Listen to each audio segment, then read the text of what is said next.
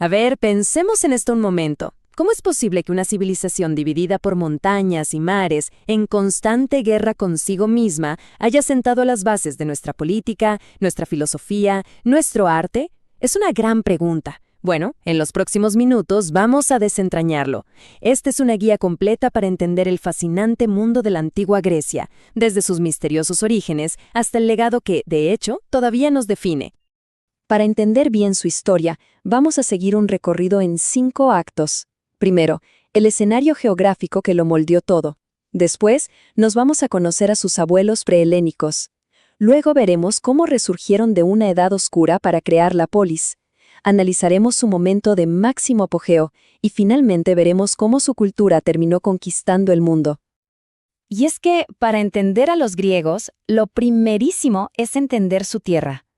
No es un simple fondo de pantalla, ¿eh? Es un personaje principal que dictó su forma de vida, su política y, en última instancia, su destino. Lo interesante es que no debemos pensar en el mundo griego como un solo país, sino más bien como una red. Tenía 4 zonas clave: el corazón montañoso de la península, las islas del Egeo, que eran como sus autopistas marítimas, la costa de Jonia, que era su ventana hacia Asia, y la Magna Grecia, su especie de lejano oeste en Italia. Esta red, así fragmentada pero súper conectada, es la clave de todo. Y aquí tenemos la consecuencia directa de ese paisaje. Las montañas actuaban como muros naturales, haciendo casi imposible que surgiera un gran imperio unificado, al estilo de Egipto o Persia. En su lugar, cada valle cultivó su propia identidad, dando origen a cientos de ciudades-estado independientes y muy a menudo rivales, las famosas polis. Ahora, antes de que existieran Atenas y Esparta, ¿quiénes estaban ahí? Vamos a viajar un poco más atrás, a la Edad del Bronce, para conocer a los abuelos de Grecia. 2 culturas muy diferentes, que prepararon el terreno para todo lo que vendría después. Si los miramos por encima, eran prácticamente opuestos. Los minoicos, en la isla de Crepa, eran unos genios del mar, comerciantes, se podría decir que pacíficos, con palacios abiertos y sin murallas. Por otro lado, los micénicos, en el continente, eran reyes guerreros. Su poder se basaba en la tierra y se protegía detrás de unas murallas enormes. Y si profundizamos un poquito, las diferencias son fascinantes. Mira la escritura. El lineal A de los minoicos sigue siendo un misterio total, pero el lineal B micénico sí se descifró y reveló una forma temprana de griego, o sea que los micénicos ya eran griegos. Sus finales también son un contraste brutal. Los minoicos probablemente debilitados por un desastre natural y los micénicos simplemente barridos del mapa por nuevas invasiones. Y todo esto nos lleva a un concepto que es clave para entender a los minoicos, la talasocracia. Viene del griego thalassa, que es mar, y kratos, poder. Su poder venía literalmente del mar. Esto explica por qué sus palacios no tenían murallas. Su verdadera defensa, su verdadera muralla, era su flota. Bueno, después del colapso de los micénicos, Grecia entra en una etapa que llamamos la Edad Oscura. Fue una época de retroceso, sí, pero fue de esas cenizas de donde surgió el verdadero núcleo de la identidad griega, la polis. Esta línea de tiempo nos da una vista de pájaro. La Edad Oscura fue como un reseteo.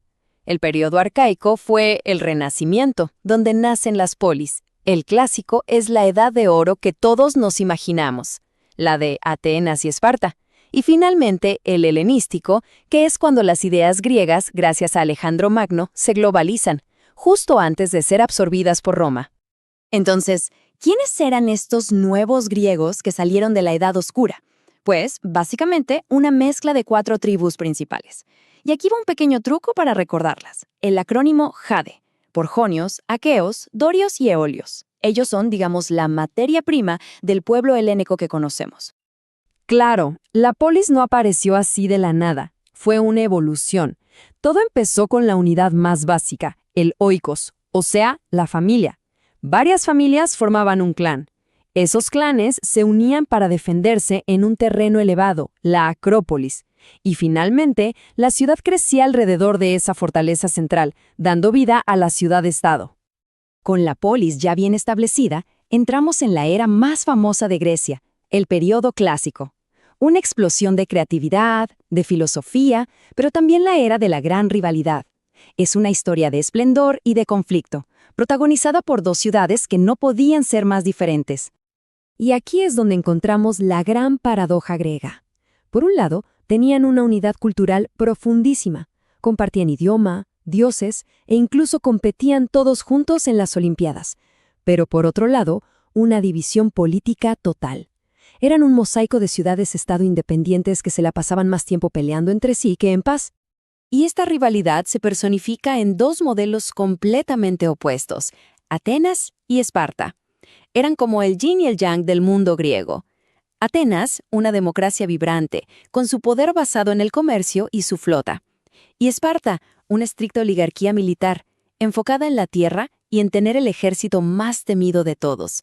Dos visiones totalmente irreconciliables de lo que significaba ser griego. Claro, tantas luchas internas entre las polis las dejaron agotadas, vulnerables. Y esto abrió la puerta para que una nueva potencia emergiera desde el norte, Macedonia, cambiando las reglas del juego para siempre. Y la transformación fue vertiginosa. Primero, Filipo II de Macedonia hace lo que ningún griego había podido, unificar a todas las polis, por la fuerza. Después, su hijo, Alejandro Magno, dirige todo ese poder hacia el este y conquista el gigantesco imperio persa. Pero su mayor conquista no fue militar, sino cultural, una fusión sin precedentes entre Grecia y Oriente. A su muerte, el imperio se rompió, claro, pero esa mezcla cultural ya era imparable. A esta nueva y fascinante mezcla cultural la llamamos helenismo. La cultura griega ya no era de una sola ciudad. Se convirtió en un lenguaje universal, cosmopolita, que iba desde Grecia hasta la India. Y fue este mundo helenístico el que los romanos encontraron más tarde y sobre el cual construyeron su propio imperio. Bien, hemos recorrido un largo camino. Para terminar, vamos a destilar toda esta historia en 3 ideas fundamentales, las que de verdad resumen todo. Si tuviéramos que resumir a Grecia en 3 frases, serían estas. Primero, la geografía fue su destino, forjó esas ciudades-estado independientes. Segundo, su cultura los unía, pero su política los dividía, una contradicción que marcó toda su historia. Y tercero, su verdadero imperio no fue de tierra, fue de ideas, una cultura global que Alejandro llevó al mundo entero. Y nos vamos con esta gran paradoja que es Grecia, como una civilización tan dividida, incapaz de gobernarse a sí misma como un todo, terminó dándole al mundo antiguo su primer lenguaje cultural común.